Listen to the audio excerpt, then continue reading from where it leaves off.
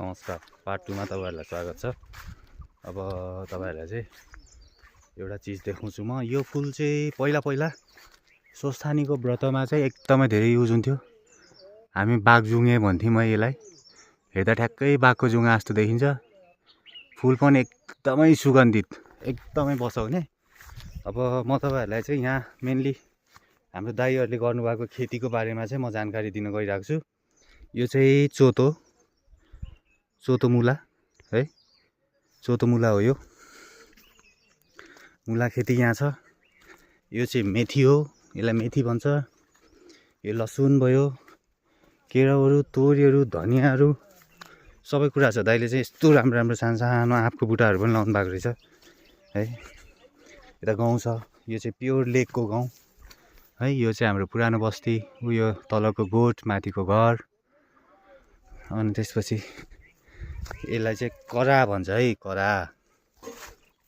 खास त यो काँडा हो, तर अब लोकल भाषामा बुझ्नुको लागि चाहिँ करा भनियो होला। अनि यो देखिरहेको यो सुखा चाहिँ रिठाको रुखहरू भयो। यो लेकको गाउँ।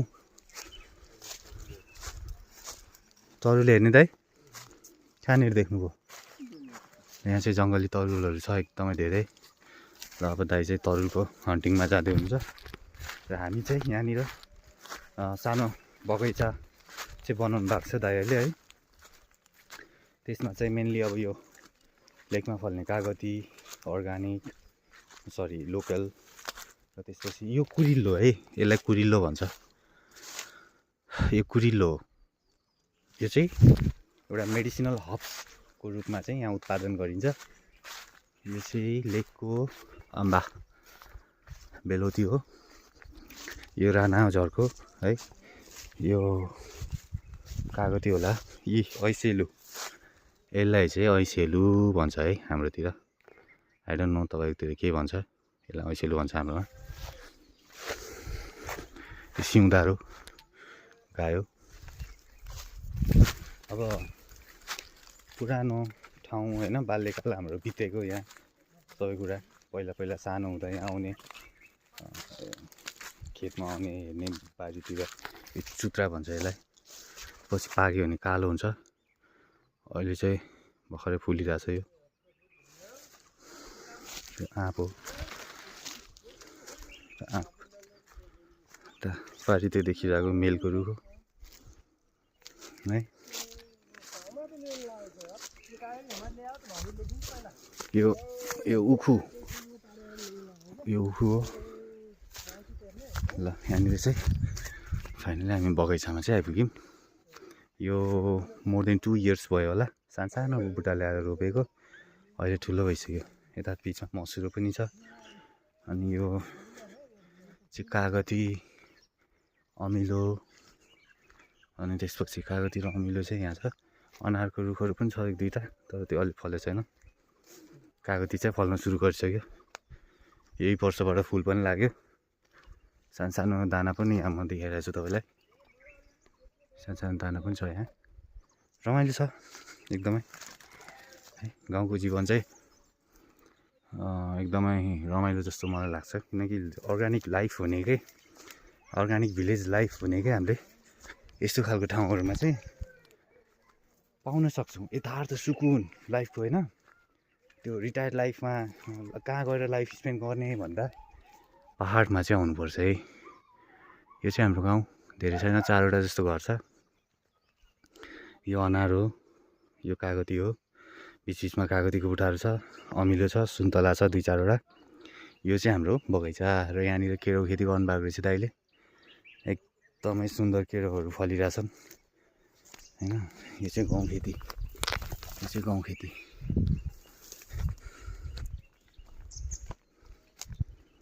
मोर देन 7-8 इयर्स चाहिँ मैले यहाँ स्पेन्ड गरेँ है। यहाँ चाहिँ अब म सानो हुँदा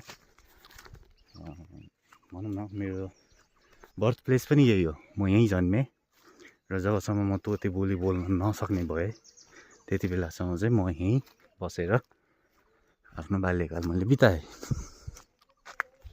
ठाउँ एकदमै सुन्दर छ है। अब यो ठाउँमा चाहिँ मलाई के छ भने अब हुन त लाइफमा बिचको पिरियडमा चाहिँ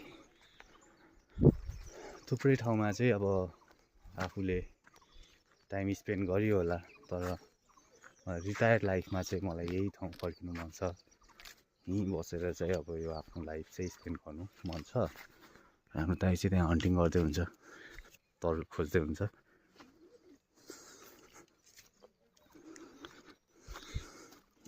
त्यो चाहिँ हाम्रो घर, यो चाहिँ हाम्रो गोठ है।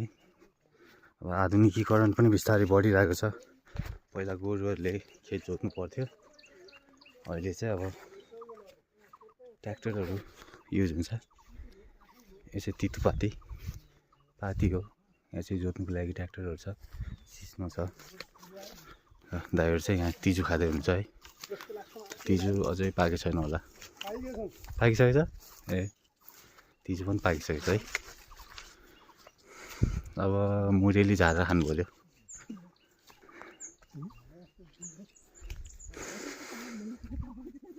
यो टिमुर हो, यो टिमुर हो, यसलाई टिमुर हो। तिजु भन्दा पनि यो खाउँ स्यान्दाई मुरेली। हेर्नु न बाफरे कस्तो पाक्यो यार।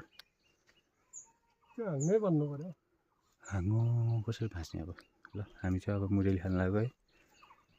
ल हाम्रो भिडियो हेरेर प्रतिक्रिया दिनुहोस्, तपाईँहरूलाई कस्तो लाग्छ। यो चाहिँ चमेली फुल जेस्मिन भन्छ है यसलाई। लोप भइसकेको छ, पहिला ठुलो गार्डन थियो यहाँ, अहिले चाहिँ सबै नष्ट भयो। ल